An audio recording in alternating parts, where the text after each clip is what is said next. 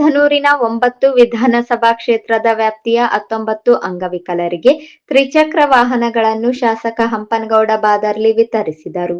ನಂತರ ಮಾತನಾಡಿದ ಅವರು, ಶಾಸಕರ ಅನುದಾನದಲ್ಲಿ ರಾಜ್ಯ ಸರ್ಕಾರ ಪ್ರತಿಯೊಂದು ವಿಧಾನಸಭಾ ಕ್ಷೇತ್ರಗಳಲ್ಲಿ ಅಂಗವಿಕಲರ ಪಟ್ಟಿಯನ್ನು ಪಡೆದು 20 ರಿಂದ 25ರವರೆಗೆ ತ್ರಿಚಕ್ರ ವಾಹನಗಳನ್ನು ಬಿಡುಗಡೆ ಮಾಡಿದ್ದು, ನನ್ನ ಕ್ಷೇತ್ರದಲ್ಲಿ 19 ಅಂಗವಿಕಲರಿಗೆ ತ್ರಿಚಕ್ರ ವಾಹನಗಳನ್ನು ಬಿಡುಗಡೆ ಮಾಡಿಸಿದ್ದು, ಅಂಗವಿಕಲರು ಇದರ ಸದ್ಬಳಕೆಯನ್ನು ಮಾಡಿಕೊಳ್ಳಬೇಕಾಗಿದೆ.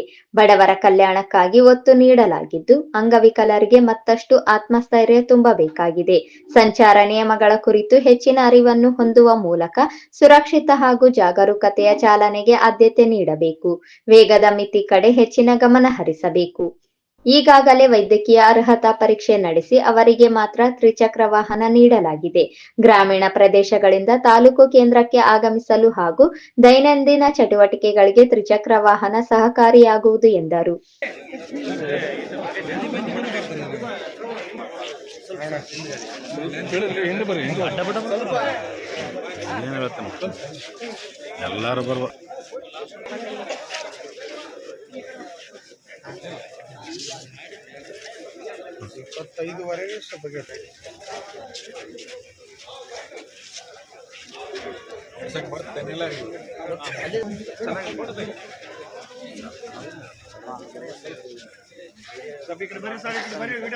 ಸ್ವಲ್ಪ ವಿಡಿಯೋ ಮಾಡೋದಕ್ಕೆ ಅನುವು ಮಾಡಿಕೊಡ್ಬೇಕು ಎಲ್ಲರ ಶಾಸಕರ ಅನುದಾನದಲ್ಲಿ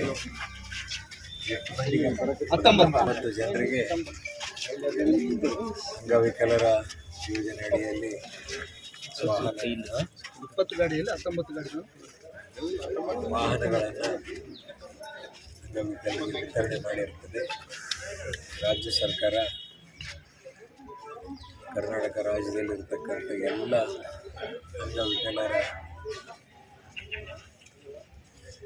ಪಟ್ಟಿಯನ್ನು ಪಡೆದುಕೊಂಡು ಆ ಪಟ್ಟಿಗೆ ಅನುಗುಣವಾಗಿ ಪ್ರತಿ ವರ್ಷ ಅನುದಾನವನ್ನು ನಿಗದಿಪಡಿಸಿ ಅನುದಾನದ ಅಡಿಯಲ್ಲಿ ಇವತ್ತು ಪ್ರತಿಯೊಂದು ಕ್ಷೇತ್ರದಲ್ಲಿ 20-25 ಜನ ಅಂಗವಿಕಲರಿಗೆ ರಾಜ್ಯಾದ್ಯಂತ ಈ ಒಂದು ವಾಹನಗಳನ್ನು ವಿತರಣೆ ಮಾಡಿ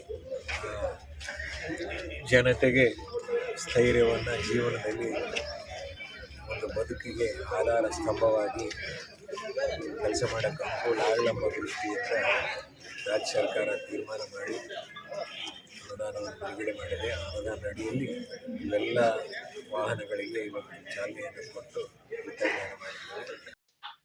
ಈ ಸಂದರ್ಭದಲ್ಲಿ ಪಂಪನಗೌಡ ಬಾದರ್ಲಿ, ಖಾಜಾ ಮಲ್ಲಿಕ್, ರಾಜು ಗೌಡ, ವೈ ಅರುಣ್ ಕುಮಾರ್, ಹಾರೂನ್ ಪಾಷಾ, ನಗರಸಭೆ ಸದಸ್ಯರಾದ ಶಬ್ಬೀರ್ ನಾಯಕ್, ಶರಣಪ್ಪ ಉಪ್ಪಲ್ದೊಡ್ಡಿ, ಕರೀಂ ಸಾಬ್, ಪ್ರಭುರಾಜ್ ಹಾಗೂ ಕಾಂಗ್ರೆಸ್ ಮುಖಂಡರು ಭಾಗವಹಿಸಿದ್ದರು.